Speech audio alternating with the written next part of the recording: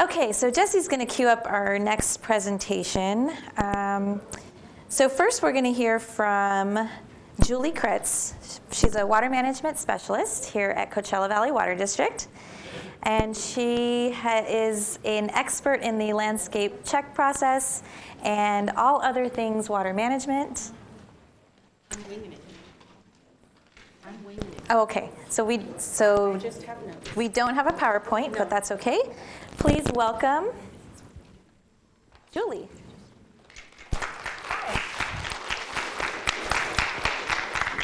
So my primary job here is to review landscape and irrigation plans. And my guess is, how many of you knew that we even reviewed landscape and irrigation plans? A few of you. Okay. So I'm going to give you a 2 to 3 minute crash course on that. And why it's important as HOA managers that we even review plans. We have a landscape and irrigation design ordinance. It's a regional ordinance that most cities have adopted. It's actually a modified ordinance of the state of California's larger landscape and irrigation design ordinance. The purpose of the ordinance is to dictate that efficient irrigation systems are designed and installed, as well as climate appropriate plant material. What kind of projects does the ordinance apply to? All new construction. So anything that's brand new that's going in needs to submit landscape and irrigation plans. And rehabilitated projects. Any rehabilitated project that has a landscape or building permit required needs to submit landscape plans. How does that work? Typically, the plans are submitted and reviewed against the ordinance, and we go back and forth with the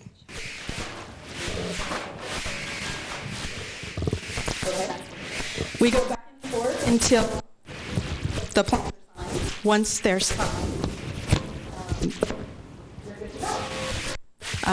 why is that important to homeowner or HOA associations? By submitting the landscape plans, you're in compliance with local and state ordinances. That's always important. You're less likely to have problems with future water waste complaints. So when our water waste patrol person's out looking for water waste, if plans have been plan checked, you're less likely to have issues because you don't have things like spray heads against the curb or turf right up against the curb. Another reason is our billing system that you heard a little bit about earlier, the tiered rate billing system, uses the landscape area from the approved set of landscape plans to determine that outdoor budget, the landscape area of that outdoor budget. And oftentimes, most of the time on newer projects, we do maintain a copy of those landscape plans on file. So if you're an HOA manager and you don't know, I would say within the last 10 to 15 years, if you had a set of landscape plans approved, we may have a digital copy of them if you don't have them. Things may have changed because things change every day, but the initial plans that were approved, we may have a copy of. And then who submits the plans? Anyone can submit the plans, the developer can. Oftentimes and traditionally, the plans are submitted by the landscape architect or irrigation designer, which is a great segue into our next presenter, because he regularly submits plans to us and we regularly review plans that he submits. So, welcome. Yep. Well, let me just read Mr. Doczi's bio here real quick. I'm going to let you do it then. Yes. So the developer turns in the plan. Mm-hmm. If they revise that, or they come to you, It depends. If they should come to us with a revision, however, there's a little bit of a hiccup because if they already have their water meters installed, oftentimes they do not. They should. They should. We should have a current plan. Doesn't mean we do. But. Any other questions for Julie before we move on to the next? That was a super, super brief, really fast overview of the process. Okay, how do you? Yeah, there we go. Okay. Okay, so our next presentation is on drought tolerant landscape design for HOAs. And it's going to be presented by Tom Doczi of TKD Associates, Inc.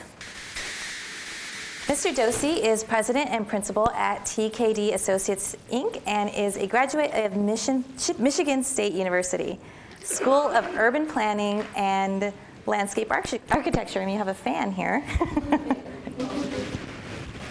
He is licensed to practice in the states of California and Nevada. He is past president of the Desert Chapter of the American Society of Landscape Architects and is a member of the Architectural Review Board for the cities of Palm Springs, Rancho Mirage, and Cathedral City. His education includes Bachelor of Landscape Architecture from Michigan State, Golf Course Architecture, Harvard Graduate School of Design, Golf Course Environmental Considerations. Mr. Doczi's 30 years of project experience includes site planning and landscape design for residential and resort developments, commercial centers, streetscape parks, golf courses, civic centers, urban design, and turf conversion. Many of his award-winning designs have been published for design excellence and the promotion of water conservation. Please welcome Mr. Tom Doczi. Thank you. Turn this on. I think we're on. Let's see here. Yep. Okay. Can everybody hear me? Okay. One thing I wanted to mention following Julie's presentation is her and Robert Avina, who are the plan checkers for the landscape and irrigation plans, are some of the most powerful people in the valley. So if you're a developer, and we're the ones who get the calls, are my plans approved yet?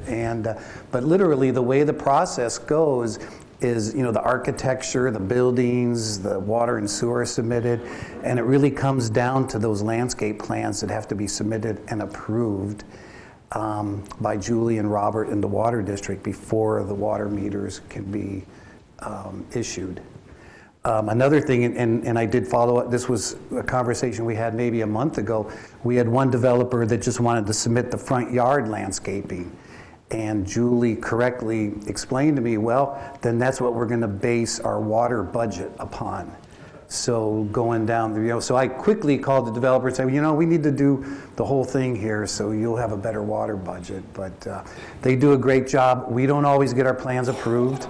But it's an important part of the whole process here for the water district. So you heard a little bit of my background. I had a question for the audience. How many people here are on landscape committees for HOAs? Okay, thank you. And how many people are board members maybe of the HOAs? Okay, great. Because I'm going to talk about that interface a little bit between landscape committees and boards.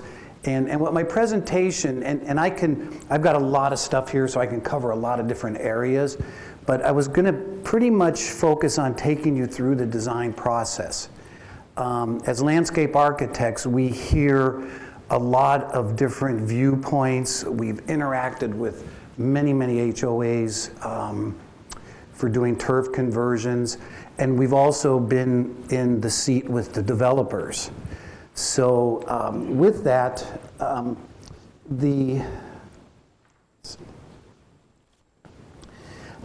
here's just an aerial view of the Coachella Valley. And you can see there's a lot of different things going on. There's golf courses, there's streetscapes, there's washes, there's single-family residential, but it creates a myriad of a tapestry. And as you go from community to community, we all experience different landscape themes and different landscape characters, contrasting Palm Desert to Indian Wells. And then there's some that are in between. And then we have the resort element that attracts tourists year-round. It's a big revenue builder for the valley. And They have people that come to visit from out of state, from up north, or they're coming for their winter vacation to get out of the cold, have certain expectations of what they're going to see or experience in the Palm Springs. We used to call it the Palm Springs look. We were doing some work, you know, up in Sacramento area, and I remember one of the contractors says, well, just give it the Palm Springs look, you know, and that's kind of what you see in these slides. You know, this was the Palm Springs look, you know, trees and grass and green and kind of a lush. And, you know, we have all different kinds of landscape styles, you know, from a residential standpoint, how, you know, these styles were green and lush, kind of a tropical, subtropical effect. And some of the plants you see in these pictures are water efficient if they're properly irrigated. But then we started moving towards this direction. This is a project up at the reserve, and their requirement at the reserve is to have 80% of native landscape material. So it's plants that are from the Coachella Valley, and so it is, and we have to do special calculations between non-native, or what they call Southwest plants, and native plants. But even with that stringent requirement, you can see from this slide that we can still provide beauty, curb appeal, and color. So what I wanted to talk a little bit about, and for all of you, I mean, there's a great representation here from HOAs, is when the projects that you've now kind of inherited were designed and developed, the developer had a certain intent. He had a certain goal and objective. You know, you think of the Lakes Country Club. I remember when that first opened up, and you had the lakes and the greenery, and there was nothing around it. You know, there was Country Club Drive. I think it might have been 4 lanes, but it was like in the middle of the desert, and you came into it. And so what they were developing was kind of a market appeal. And in the different communities that you may live in are different than maybe your neighbor's community next door. You know, you've got the Springs Country Club, you have Ironwood Country Club, you have all the, you know, the Vintage Club, all the different, Toscana has a certain theme. And that was intended by the developers. And the reason I bring this up is as we move forward, I'm going to talk to you about design intent. And a lot of them, you know, they were done with the wow factor, you know, lakes, water features. I'm coming in from Chicago or Seattle, and look at this beautiful paradise with waterfalls. Turf was one of the lowest expense items you could landscape with. Cost per square foot, you can do all kinds of areas of turf, you just irrigate it. And water concerns weren't an issue back then. And now, you know, as the valley gets older and these communities age, pretty much the board members, the homeowners, the stakeholders have kind of inherited their marketing intent and the character of these developments, and now you face the long-term costs, you know, for maintenance as well as replacements. And so it's kind of a transitional time that we're in, because as some of these projects age, it's also given us an opportunity now to maybe move forward in a smarter direction for water conservation. What we do as landscape architects, we draw plans.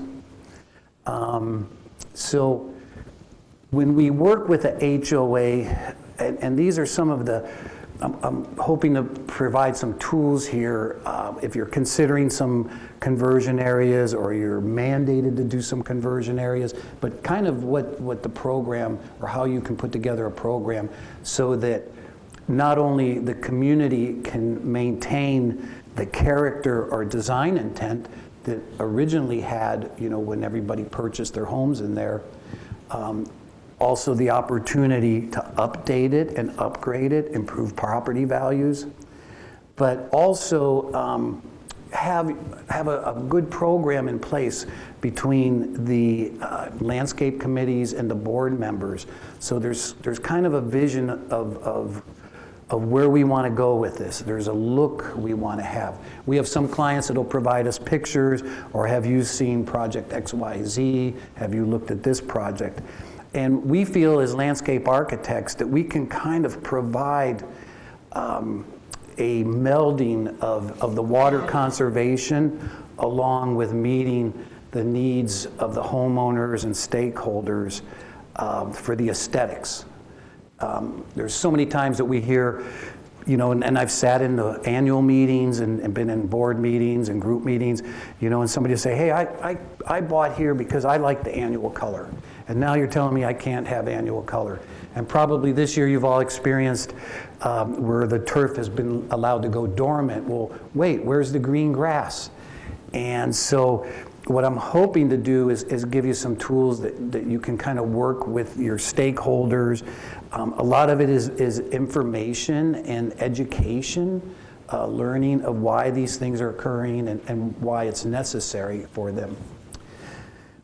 So going back, as landscape architects, we want to work with the community and we develop some goals and objectives. Or the board says, you know, our goal is to save water, we want to improve property values, we want to reduce maintenance, we want the entries to sparkle as people come in. And the way we do that is first on an existing project, you prepare what we call a site analysis.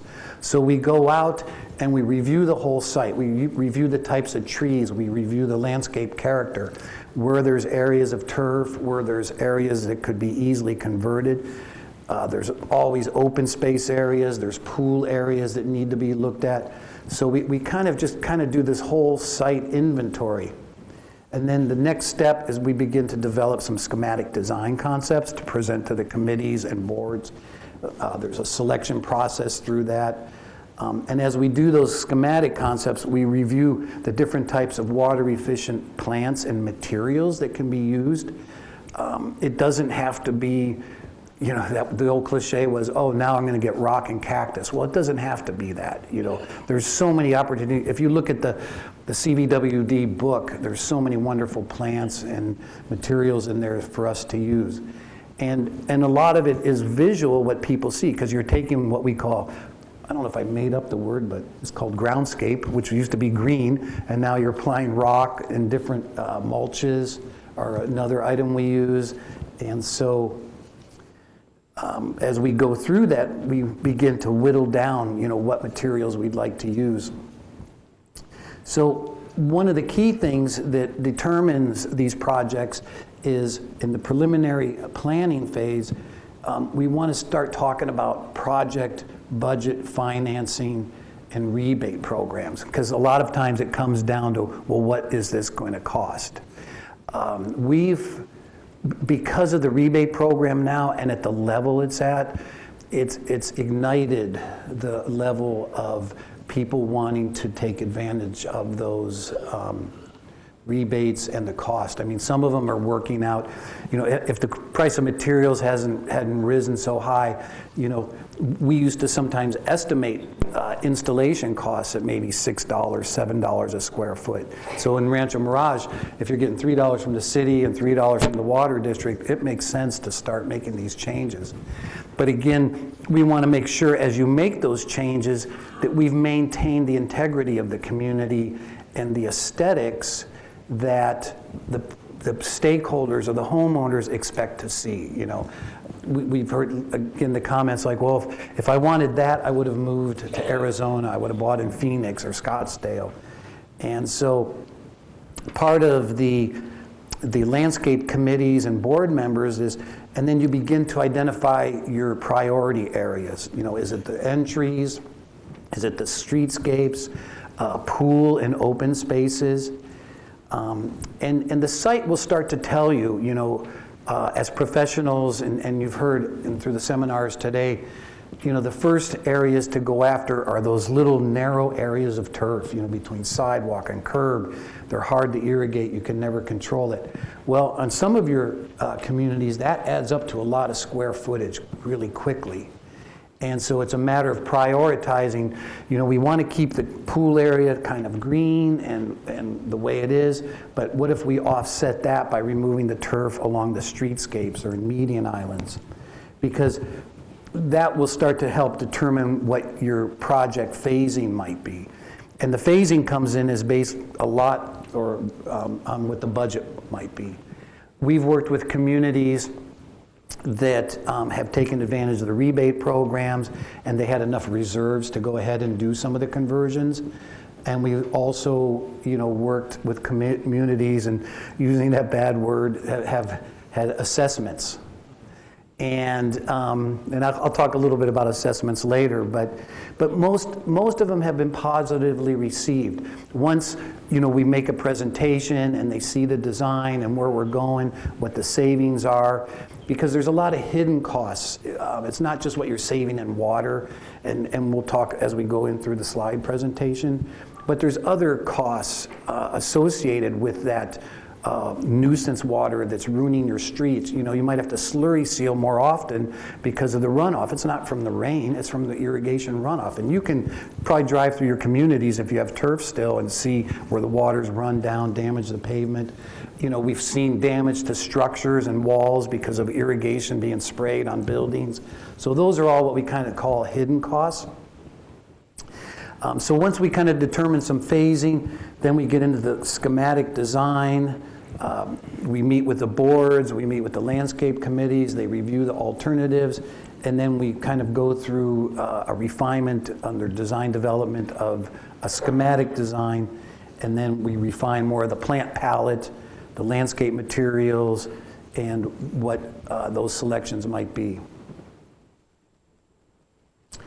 One of the things I'd like to talk that's really important, and I heard some board members and landscape committee members talking earlier this morning, and I don't know if there's an answer, but trying to build consensus. Consensus building is so important because from our experience, nothing will delay a project longer than, this group wants this style, this group wants this. And if a lot of that can be done, it's going to change as designs being presented, but if there can be a great consensus between landscape committees and board members and your stakeholders, it speeds up the process. A lot of clients will say, well, how long will this take? And we have to pretty much answer, how fast can you make decisions? We've had projects that have been turned around, in 6 months or 8 months, and we've had some that have gone 4 years or more. And that becomes a real problem because now you have new board members, you have new landscape committee members, and it just, if you can have some kind of consensus going in, it really speeds up the time frame and so forth.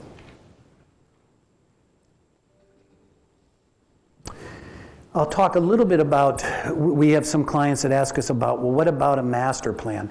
Because a lot of the projects we were involved with were, well, we only have so much money to do phase one, might be the streetscapes or a little median island or some of these other areas. And then we have a group now has reached out, well, what if, and as we did all these incremental small places, well, what about a master plan? And I said, the master plan is the best direction you could go. I kind of view it as like a document, like a city has, a zoning ordinance or a general plan, what could be built in this area.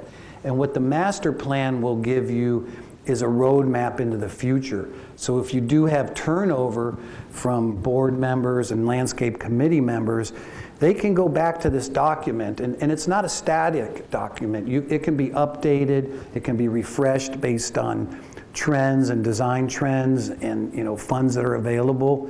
But at least there's a document that they can go back to, and they're not starting over again.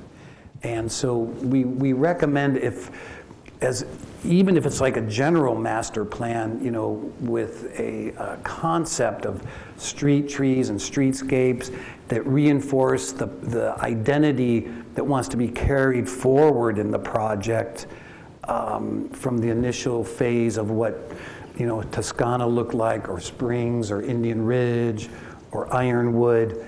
They've got many different communities up in Ironwood. I think there's 30 some associations up there, but there's some continuity to the design because they worked together to develop more of a master plan type. And then these are the various phases, development of the project program, the site analysis I talked about, coming up with a landscape conversion plan, and then construction oversight when the project is actually being constructed. Some of the benefits of saving water and turf conversion is you can now modernize, the landscaping with new plant materials and design, reduce maintenance costs, or at least keep them the same instead of rising. And then you can use different plants to still achieve the goals you have. A lot of our initial work was for color replacement. Most of the HOAs were spending so much money on color replacement that we were able to come up based on orientation and the type of plants, different perennials that could be used and give them much better color than all the flats of flowers. And then these are just the benefits, the conversions. You can save water, you can reduce maintenance, damage to streets and buildings, update the development aesthetics. We had a project, we redid the entry, and one of the realtors called and they started using the project entry now when they were advertising homes within the gated community. And beforehand, they would have never done that. So, and we heard back from the HOA and the committee members that, hey, this has really helped upgrade a tired community.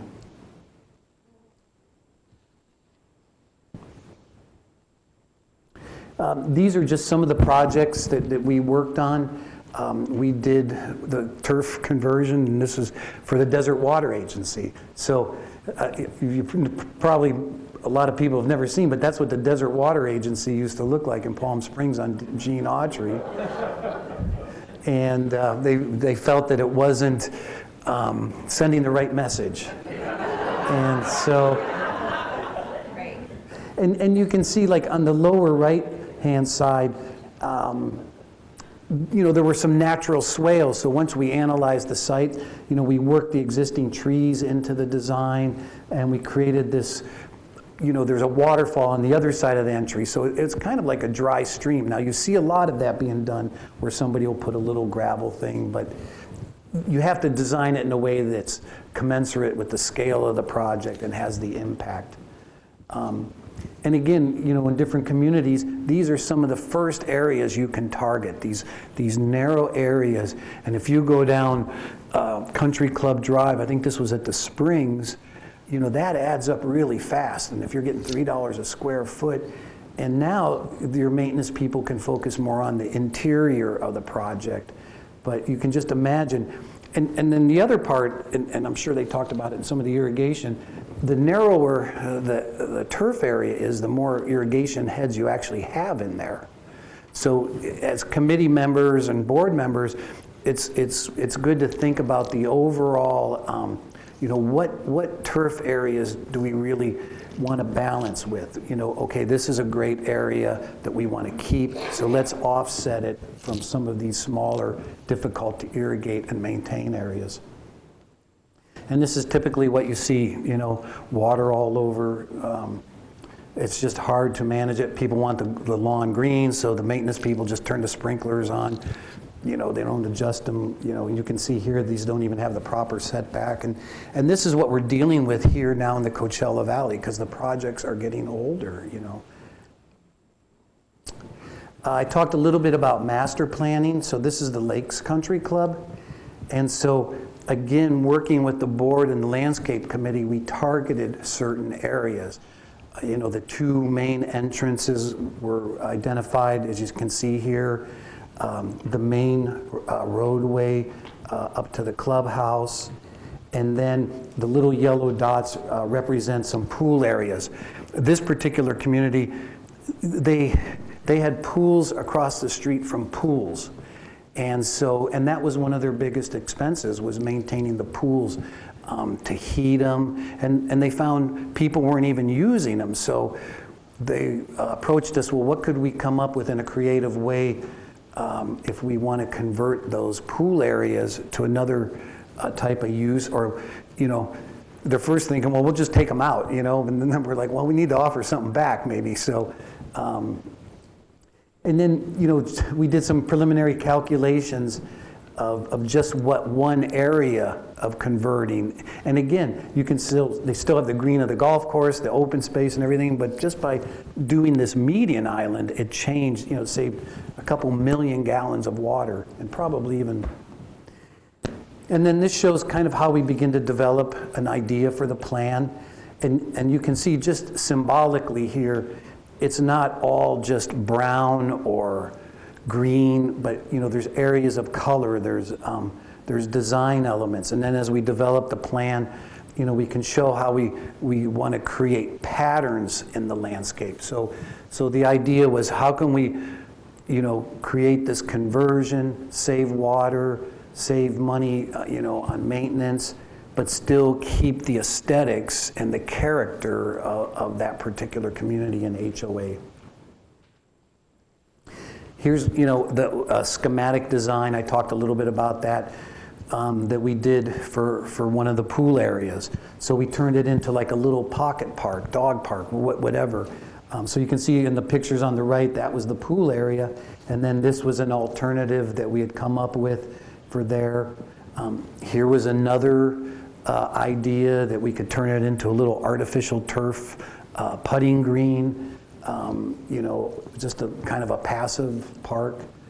I talked a little bit about site analysis. So, when we visit a site, we take a lot of photographs and we try to imagine, what could go in these areas and how we can get the most impact with our plant materials and designs. We look at the different views. You can see in the pictures on the left, there was no view. You had the giant ficus trees that were getting too large and the roots were lifting up, and that'll be another seminar just on plant material. But sometimes they're not the best hedges. They're quick, but long term. So then you can see in this how it came together as a plan. So up in the, here's that little pool, this was a pool area. And you see these circles here? So those were trees that were actually removed. So now we have a view to the pool. These were two pool areas across from each other. So we still have one pool area. We have the little putting green park area. And all these plants around it are all on drip irrigation, water efficient plants. And then here's the entrance. So by doing that site analysis, some schematic design, getting consensus, this was the final product. Again, examples of cost savings and water estimates. These have probably gone way up since this project was done. And then again, these were some of the things we talked about, the benefits. I'll talk a little bit at the end, but I'll just throw it in here now. What you don't want to have happen to your beautiful water efficient landscape is right here. Maintenance is such an important part, to work with your maintenance personnel to maintain the integrity of the actual plant, what it should look like, that it's not over-maintained. But you can just see, down here, all the people mowing lawns. This is what I was talking about, median islands with the overspray. This street will have to be repaired, not from rainwater, but from just overspray of the irrigation.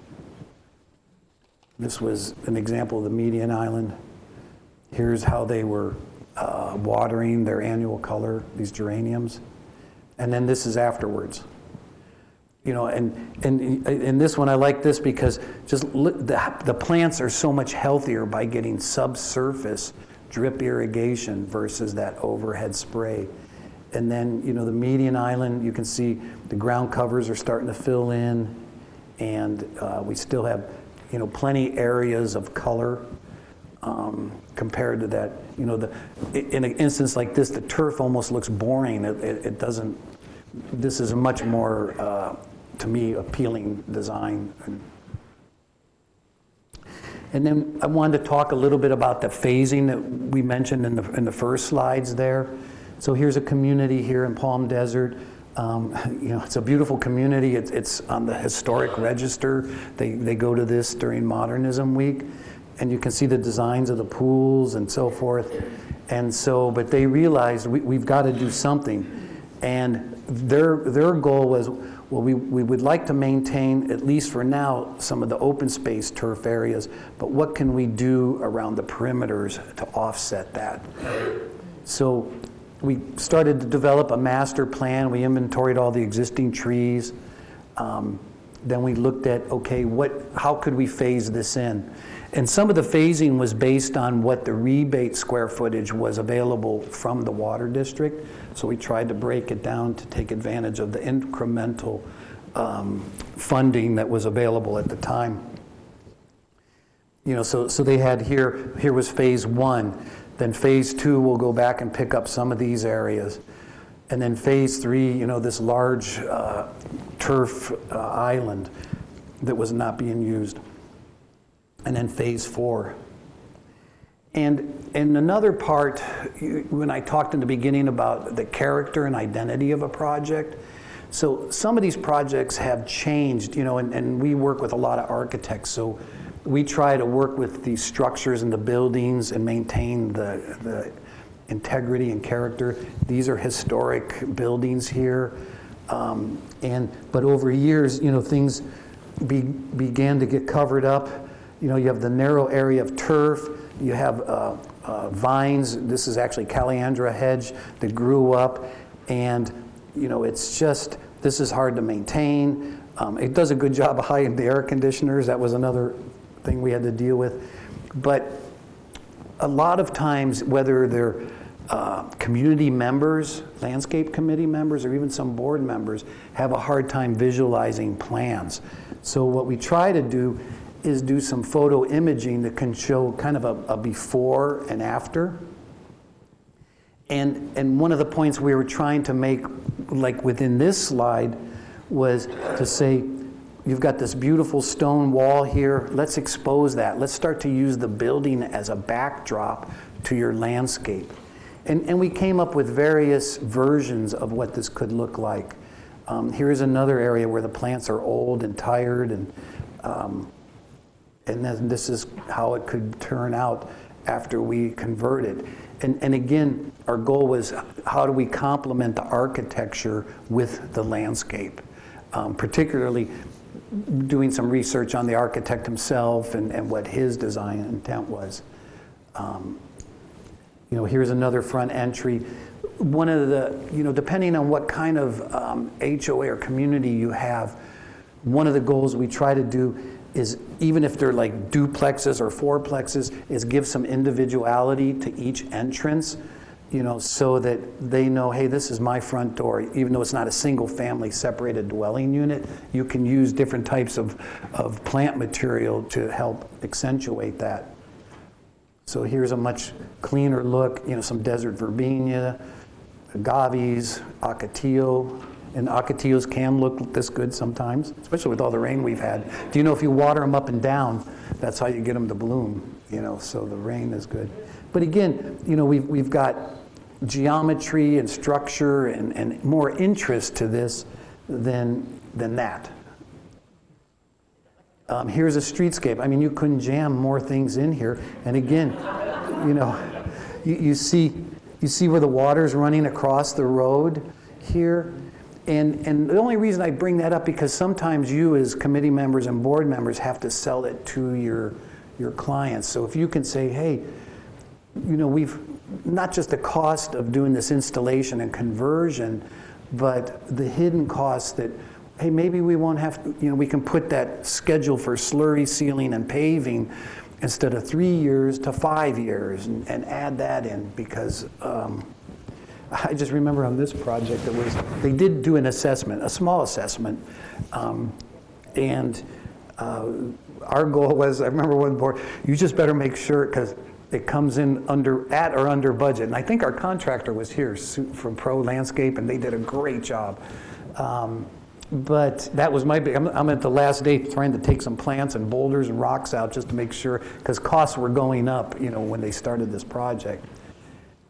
You know, so here's one alternative that could be done, because not everybody likes the same thing. So we don't want to create too big of a menu, because then you never get any consensus, but at least provide some different options. here was the idea of introducing some of the larger rock materials and so forth, and people liked that, and then they started having more of it through the community. But these, and again, that site analysis part I talked about, here's some existing plants, so we identify what could be removed, what could stay, and then come up with a landscape design that would complement it. And again, my feeling is this more reflects, the modernism type architecture than when we just had it covered up with, a lot of plants and materials. Here was a large open space area that, hey, there's another opportunity. Look at how much turf is here. If we take, these are all good rebate areas right here. And it's, as was brought up in the quiz, the non-usable turf areas. So remember, behind here are those pool areas that, that have recreation value. But then we bring in some Palo Verde trees. So all of these are tools that we use to help for our clients, at a board meeting or a presentation, to get buy-in from the stakeholders and community members that, hey, here's, and we don't take it so literally.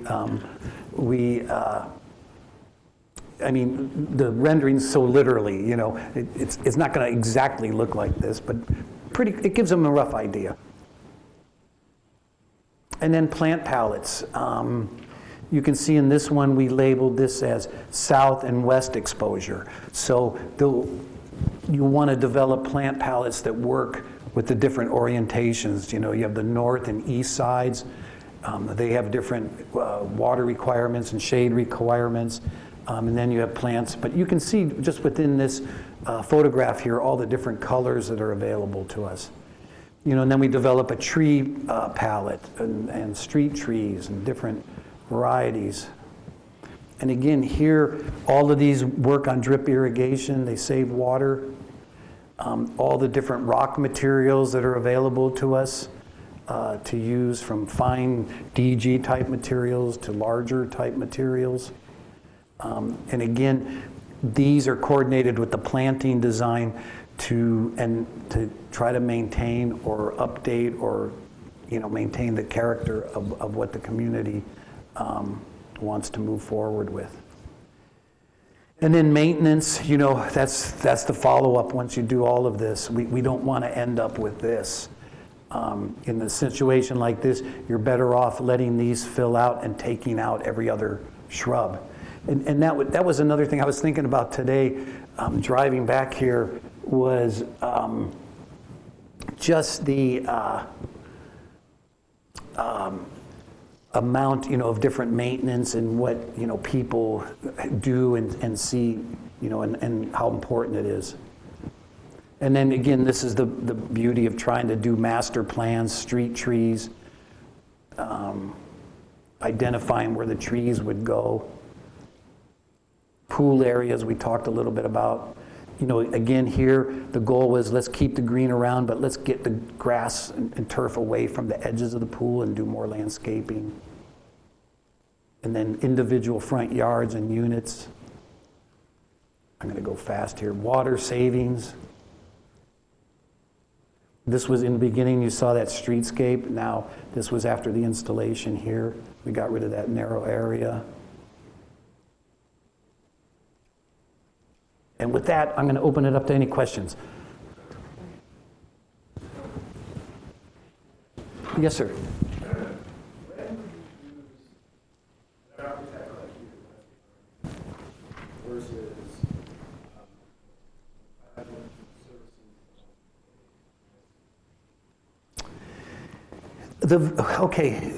And that's a great question, because we see that, hey, we'll have our maintenance person. And sometimes we think there's no better person to implement the project than the maintenance person. The difference is when we prepare a plan, we don't actually do the installation. We're not contractors as well. So we give the board and landscape committee a set of documents that they can competitive bidding on from 3 different companies that could do the installation. And so when you use your own in-house person, you're not certain you know, would you take that, would they do the plan for you because they're going to do the construction and allow you to bid it to other competitors? Probably not. You know, they'll just, so yes, we do charge. It's an additional cost, but you get a competitively bid document and then an unbiased oversight. You know, if the plants aren't good quality, we call it out. If the irrigation isn't installed properly, we call that out as well. So you have like a third party there that's, and we feel as design professionals, we look at all those other items. You know, hey, what is the character of the community? What's the architecture? What was it going to look like if we take off some of these vines off the walls and expose some things? Yes, sir. The A.S.L.A, how was that irrigated? Drip emitter at one at each plant. And they spread. That was that's what I was thinking about. Because I saw a couple projects, and we've, you know, when we first got into this, years and years ago, we worked with a gentleman, Eric Johnson, who was kind of a mentor for all of us, bringing in water efficient landscape. And the biggest mistake we made was planting too close. So as HOAs and landscape committees, if you can be patient for the plants to grow, because just give it one season on drip irrigation, and what might look like there's nothing there, you'll come back and it'll be full. So plant spacing, you know, don't let people put things 3 feet on center. They need to be 5 to 6 or 7. Yes, sir. I recently learned about Curapia, and I wonder if has that crept into your armamentarium, and what are the pros and cons? I'm just learning about it. So, but yeah, it's a viable plant. I mean, you can be used, you know. Anybody else?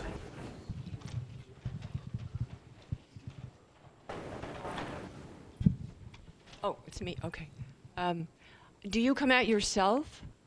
Do I come out myself? Now, yes, I do come out myself, yes. Oh, okay, good. Yeah.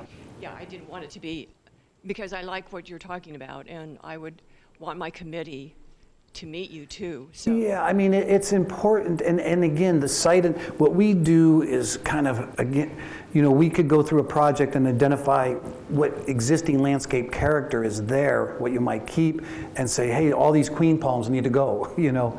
But these trees, you know, or the jacarandas, you know, a lot of the plants that we use now were not being used 20, 25 years ago. And I know a lot of it sounds like a long time ago, but that's when a lot of this was built.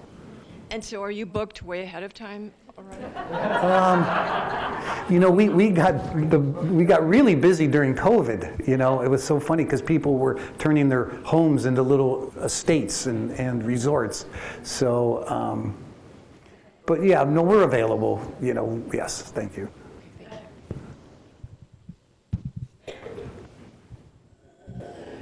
Well, thank you all for listening. Hopefully I hit on some good points. Consensus building is huge, you know, just to streamline your project and take advantage of this great opportunity that the Water District is offering right now. Thank you so much. Yes, a big thank you to Mr. Doczi and to Julie. I don't know if she's here. Oh, somewhere back there. Big thanks to Julie as well for quickly explaining the landscape plan check process. But if you have any other questions, you can always contact our water management department. And I believe we have Scott back, so later we'll be able to catch up on some questions.